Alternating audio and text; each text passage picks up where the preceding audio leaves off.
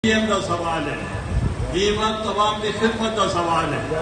ये वजह को मेरे बेटे अली मूसा का इलेक्शन थी था, मैं वो छोड़ के तुझे बुलाया खड़ा ताकि मैं तुझे दुख दर्द शामिल थी सका।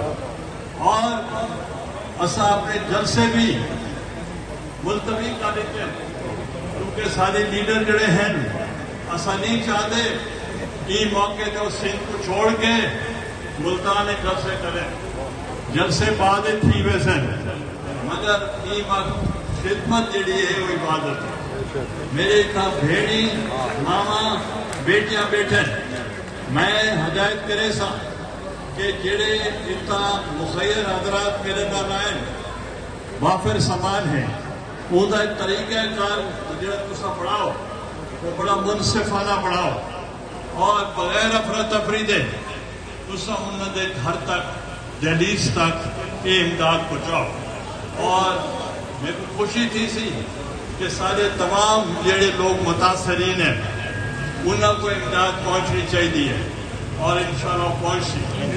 और मैं इंतजामिया कोई आखसा ये इन्हों हाथ बटावें ताकि अफरा तफरी न थी सके।